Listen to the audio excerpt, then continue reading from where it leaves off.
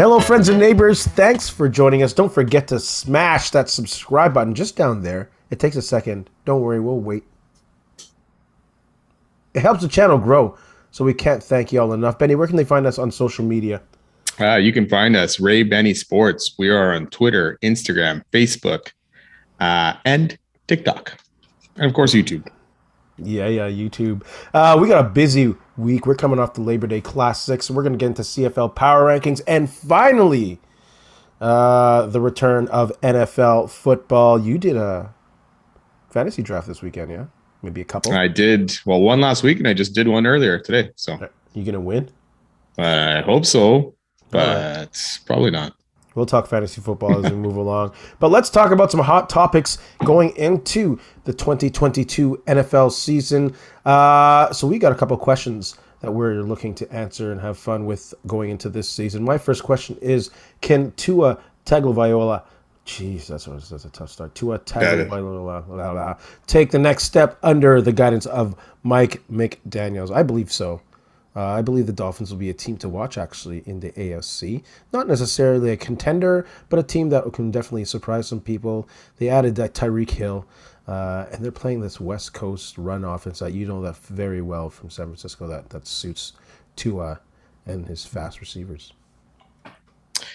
Yeah, it'll be interesting because he doesn't necessarily need to light the league on fire. He's just got that Niner offense was get the ball into the hands of your playmakers. We all saw Jimmy G. He loved throwing it, 5 yards downfield.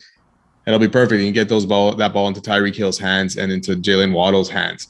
The only thing to me is, can he handle the pressure of doing that? And if he doesn't get the ball into Hill's hands and he's got that little bit of temperament, can Tua handle that? And will he be able to rein that in and get his playmakers the ball? Yeah, I like him. This is year 3.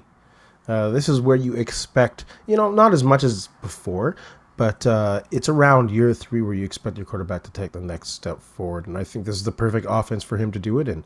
It's not dependent on the deep ball, although you'll have that option with Tyreek Hill once in a while, but it really works well getting that play action and taking the pressure off of Tua. Yeah, I mean, it worked perfectly for the Niners with Jimmy. Another question mark, Mike McDaniels, first-time head coach. Still a young guy in the league. Wasn't really even a coordinator. I think he was the OC last year for San Francisco. I can't remember. Yes, sir. Yes, sir. So really his first year really calling plays or anything like that. So raw rookie kind of going in there. We'll see how he matches up. He's got Bill Belichick week 1. So it'll be interesting. I'm still on the fence on Tua, but I'm not on the fence or that side of the fence where I think he's going to be terrible. I think he can manage this offense and maybe he'll grow from there. Bill Belichick week 1, the Ravens week 2, the Bills in week 3, and the Bengals in week 4. So if they come out 2-2, I think they're doing well. Those are some tough minds to go up against too. Yeah, I wouldn't panic if they come out 1-3. If they come out 1-3, I still wouldn't be too panicking. 0-4, you got a problem there. What's one of your hot topics there, Benny? Sticking with quarterbacks and mainly quarterbacks in the AFC. Mine is, how will that quarterback battle turn out in the AFC? You got Josh Allen, Patty Mahomes, Justin Herbert, Russell Wilson, Derek Carr, Joe Burrow, Matt Ryan even, and then Lamar Jackson too. So that's quite a bit. It's like more than half the teams there have a pretty decent quarterback and some have superstars. How about Ryan Tannehill? Yeah, I'm not too bullish on that Tennessee offense this year with losing Wood or AJ Brown. I know they got Robert Woods. Derrick Henry, is he still as good? But Tannehill, Tua, those kind of Mac Jones, those are kind of the guys I'm not too concerned about in that division. Yeah, you talk about the AFC quarterbacks, how that'll shake out. Will the MVP performance of a quarterback take the team to the Super Bowl? You would think it would, especially with some of those guys. I could see Josh Allen taking his team to the Super Bowl, Patrick Mahomes, Lamar Jackson, Joe Burrow, of course. I mean, there's lots in there. It's crazy. It's gonna be quite the battle, and I think some of these records will even out quite a bit. And I don't think there's gonna be one team that runs away with the whole conference. Yeah, I think it will come down to who has the best quarterback in the AFC, who has the best season, especially with the momentum running into the playoffs. Good topic. Yeah. Good topic. My next one is not really controversial, but interesting. Can the Saints take over the NFC South? I think a lot of people are giving it to the Buccaneers, but they're getting old. That O-line's getting old. I don't think they brought in too many pieces around Brady, and the Saints, they'll probably have one of the better defenses of the league, and I have confidence in Winston. I don't think so. I don't have confidence in Winston. That offense is still kind of a bit of a work in progress. Is Michael Thomas back? How's the rookie Olave going to be? They got Kamara, of course. Defense, yes. Defense for sure. If the defense can help carry that team, then it should be pretty good. But if Winston goes down or gets hurt or too many mistakes, interceptions, I think the Saints could have a rough one. Well, that's any team with too many mistakes and interceptions. I think that will be Brady actually this year with that offensive line. I have more confidence in the Saints' offensive line than I do with Brady's offensive line. And they also added more confidence in Brady than Winston. They also added Jarvis Landry. They did. They got. Yeah, I forgot about him. They got some decent. And Winston was looking dang good last year before he got hurt. He was okay. He was playing better than Brady. He's still throwing that ball up quite a bit, for anyone to grab. So he's got to rein that in a little bit.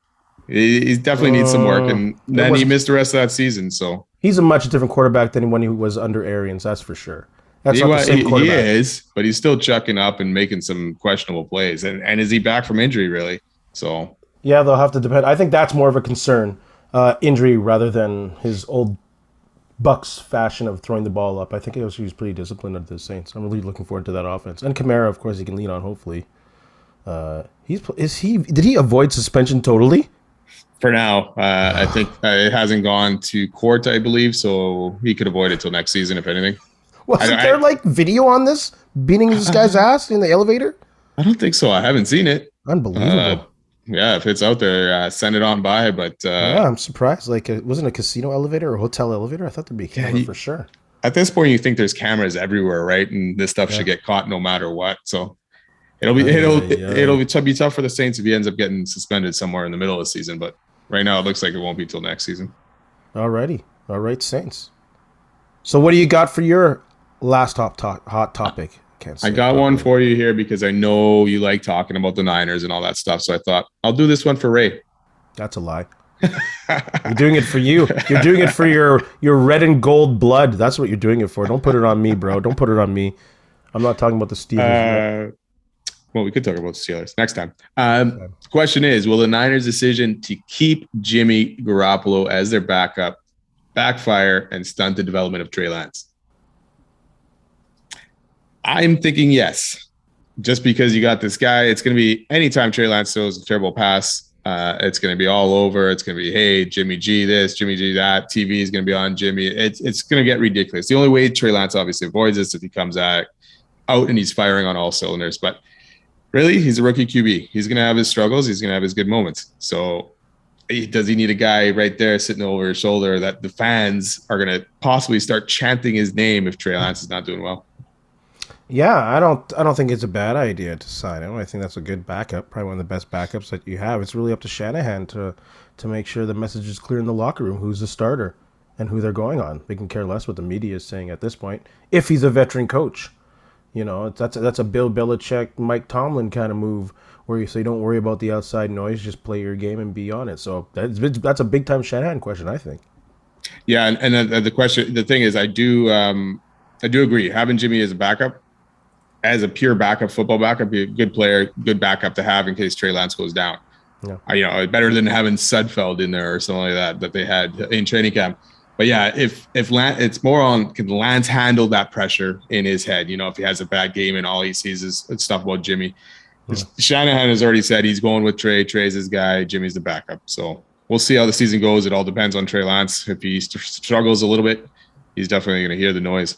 Yeah, and if he folds on the mental part of the game, then he probably shouldn't be the starter. Yeah, I think that's your answer right there. If you can't handle the pressure of it, then you're not ready to be an NFL starter because that's pressure at the most. 21 years old, too, so that's still pretty young. Oh, boy, from South Dakota? Yep. Wow. Good luck, bro. Good luck. Same school as Strevler? Oh, wasn't it North Dakota, I think? And the SU. Yes, that's right. Yeah. Strevler was South Dakota. Yeah. I can't wait. First game Thursday? Yeah, it should be a good season. Stay with us, friends and neighbors. Put your comments in the comment section. Of course, where else are you gonna put them? Smash that like button. Tell us what your hot topics are in the NFL. Let's move on to the CFL Power Rankings after Labor Day. Some good games.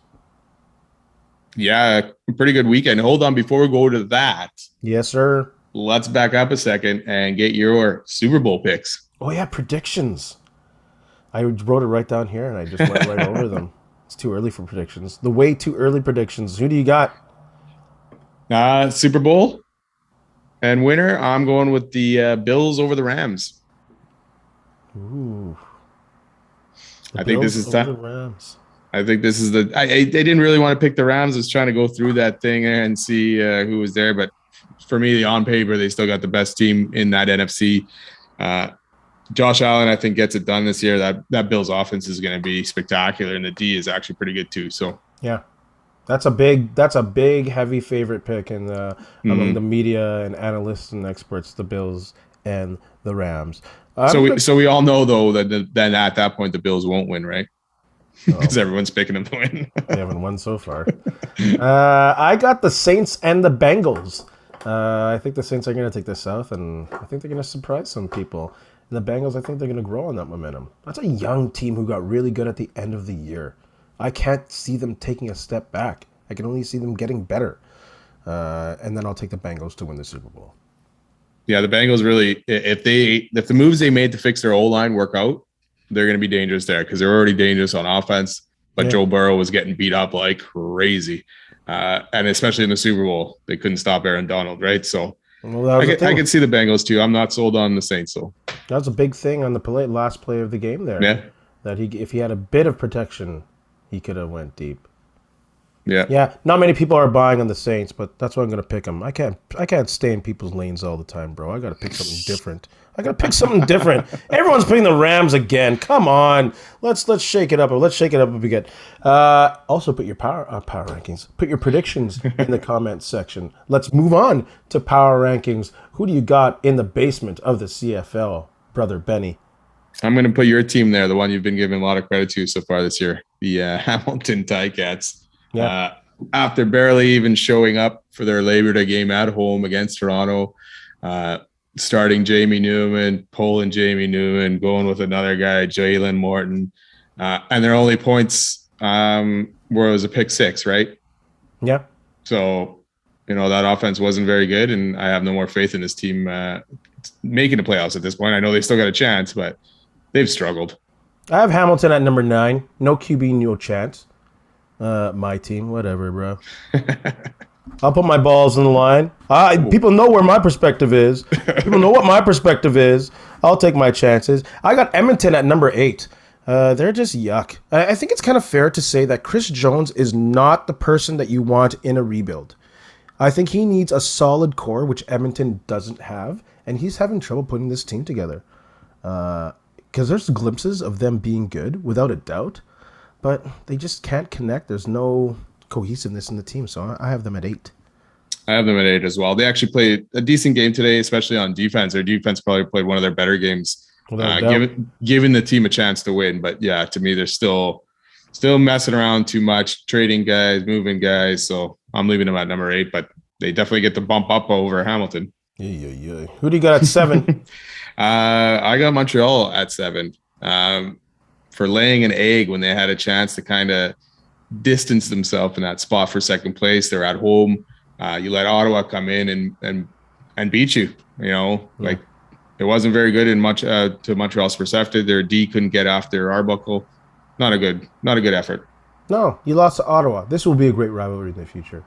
I'm looking forward to that. It's such a good Montreal-Ottawa rivalry. Turnover and penalties.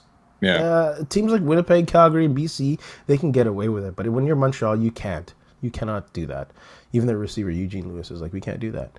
And especially early in the game, like Ara's getting sacked and the fumble taken back, right? So no, they're not good enough. No. Sorry for your boy, Danny Machocha. Let's go with number 6. I got the Ottawa Red Blacks moving up a couple of spots. There's a little bit of hope with Arbuckle in that stanky-ass East Division. He did a great job of spreading the ball around. I think 7 different receivers. So I talked about him making his reads in pull-up releases that might open stuff up, and they're opening it a little bit. Surprised Yeah. me. Yeah, they had a very good game. Over 300 yards, touchdown, the whole offense as a whole, I think, was over 430 yards net offense. So pretty good for a Lapo offense that struggled quite a bit this year to even keep things going. Yeah. They ran the ball. Devontae Williams ran the ball well. Jalen Acklin, 160 yards. And they kept Arbuckle clean. They didn't give up a sack. So that O-line got it together too, opened up some holes. So it was a pretty good game for Ottawa. And the D, they gave up some yards on the ground in that, but forced turnovers, sacks, everything. Like it just everything went well for Ottawa that game. And obviously they got stuff to clean up, and maybe they'll get better as the season goes. Good for Paula Police. Good for Paula Police. Who do you got at 5? The boys in green from Saskatchewan. Oh, really? Yeah.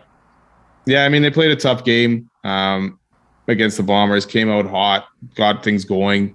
But then they slowly slipped back into their old ways of dumb penalties, suspect offensive calling. Frankie Hickson was running all over this Bomber D. And then he only gets 5 carries in the second half. That's terrible stuff. The penalties, Marino again involved, Duke Williams taking a penalty on the sideline when he's not even playing the game. So again, Dickinson's losing control of his team sometimes.